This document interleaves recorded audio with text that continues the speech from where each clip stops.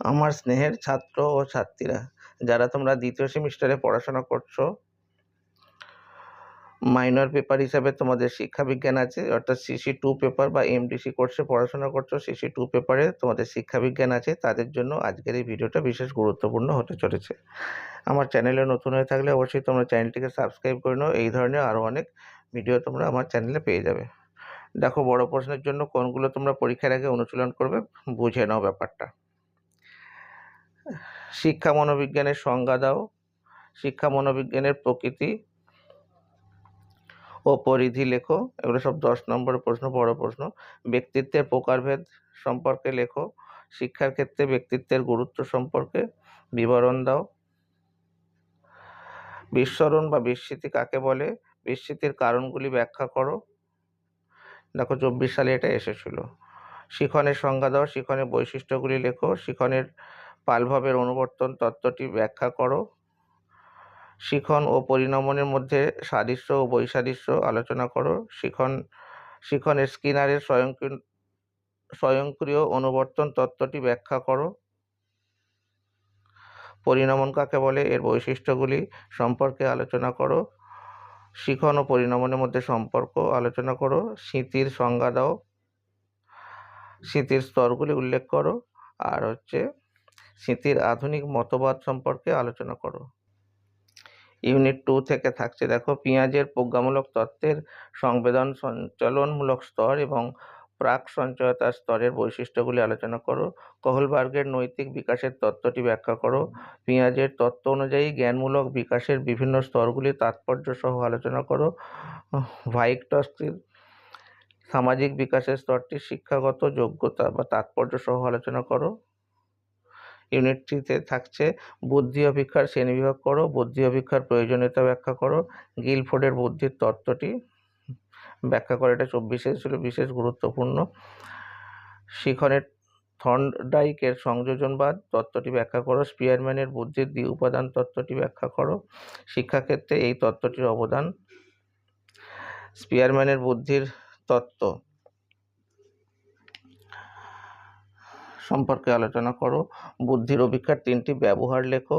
গার্ডনারের বহুমুখী বুদ্ধির তত্ত্বটি আলোচনা করো। আর গিলফোর্ডের ধী শক্তি গঠন তত্ত্বটি ব্যাখ্যা করো। এটাও বিশেষ গুরুত্বপূর্ণ, 24-এ এসেছিল। এগুলো তোমরা খাতায় লিখে অনুসরণ করো। পরীক্ষার আগে নিশ্চয়ই তোমরা এর থেকেই কমন পেয়ে যাবে। এরপর আসছি 5 নম্বর প্রশ্নে। 5 নম্বর প্রশ্নগুলো তোমরা খাতায় লিখে রাখো। পরীক্ষার আগে আশা করি এখান থেকে তোমরা সব কমন পেয়ে যাবে। আর এই প্রশ্নের উত্তর তোমরা PDF আকারে পেতে চাইলে বা কোনো উত্তর কিনতে চাইলে অল্প টাকার বিনিময়ে তোমরা পেয়ে যাবে। ডেসক্রিপশানে নম্বর দেওয়া থাকছে, তোমরা ফোন করে যোগাযোগ করতে পারো। 1 নম্বর লেখো, শিখনের বৈশিষ্ট্যগুলি আলোচনা করো। থর্নডাইকের সংযোজনবাদ তত্ত্বের মুখ্য সূত্রগুলি আলোচনা করো। থর্নডাইকের শিখনের গৌণ সূত্রগুলি লেখো। অন্তর্দৃষ্টিমূলক শিখন কি? স্পিয়ারম্যানের বুদ্ধির দ্বি-উপাদান তত্ত্বটি আলোচনা করো। বুদ্ধির সংজ্ঞা দাও। বুদ্ধির শ্রেণীবিভাগ করো। বুদ্ধির অভিক্ষার প্রকারভেদ উদাহরণ সহ আলোচনা করো। দেখো, কিছু কিছু প্রশ্নে স্টার দেওয়া আছে গুরুত্বপূর্ণগুলো। পাক্ষবিক বুদ্ধির অভিক্ষার ব্যবহার বা গুরুত্ব। স্মৃতির সংজ্ঞা দাও। স্মরণ প্রক্রিয়ার পর্যায়গুলি আলোচনা করো। স্মৃতির উন্নতির প্রক্রিয়াগুলি আলোচনা করো। বিস্মৃতির অর্থ লেখো এবং বিস্মৃতির কারণগুলি আলোচনা করো। অবদমন, অন্তরায় ও ক্লান্তি কিভাবে বিস্মৃতি ঘটায় আলোচনা করো। ব্যক্তিত্বের বৈশিষ্ট্য সংলক্ষণ সম্পর্কে আলোচনা করো। মনোবিজ্ঞান বা শিক্ষাবিজ্ঞানের সম্পর্ক ব্যাখ্যা করো। শিক্ষা মনোবিজ্ঞানের তাৎপর্য আলোচনা করো। ভাইগটস্কির বিকাশমূলক তত্ত্বের শিক্ষাগত তাৎপর্য আলোচনা করো। এরিকসনের মনোবিজ্ঞান বা মনোসামাজিক বিকাশ তত্ত্বে আস্থা বনাম অনাস্থা স্তরটি আলোচনা করো।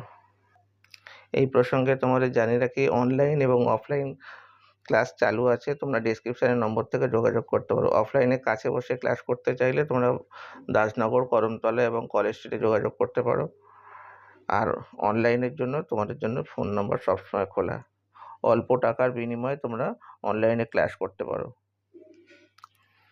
আচ্ছা, পরের প্রশ্ন, এরিকসনের আত্মপরিচয় বনাম আত্মপরিচয়ের বিভ্রান্তি স্তরের বৈশিষ্ট্য আলোচনা করো। এরিকসনের মতে কৈশোরকালের মনোসামাজিক বিকাশের বৈশিষ্ট্যগুলি লেখো। কোহলবার্গের নৈতিক বিকাশের স্তরগুলি লেখো। আশা করি তোমরা এই প্রশ্নগুলো অনুসরণ করলে সব পুরো প্রশ্নটাই কমন পেয়ে যাবে। পরীক্ষার পরে মিলিয়ে নিও। থর্নডাইকের বুদ্ধির তত্ত্বটি আলোচনা করো। জি ও এস বৈশিষ্ট্য সম্পর্কে লেখো। শিক্ষার সাথে মনোবিদ্যা কিভাবে সম্পর্কযুক্ত তা ব্যাখ্যা করো। স্মৃতির উন্নতির যে কোনো 5টি উপায় লেখো বা উপায় উল্লেখ করো। শিক্ষা মনোবিজ্ঞানের একটি করে সংজ্ঞা দাও। আর মনোবিজ্ঞান কিভাবে শিক্ষাকে প্রভাবিত করে আলোচনা করো। পিঁয়াজের জ্ঞানমূলক বিকাশের তত্ত্বের শিক্ষাগত তাৎপর্য আলোচনা করো। এরিকসনের মতে মনোসামাজিক দ্বন্দ্ব কী। আর সবশেষে রেখেছি পাক্ষবিক বুদ্ধির ধারণা সংক্ষেপে বোঝাও। এরপরও তোমাদের যদি লাস্ট মিনিট সাজেশন প্রয়োজন হয় কমেন্ট করে জানাবে, আমি অবশ্যই সেটা ব্যবস্থা করব।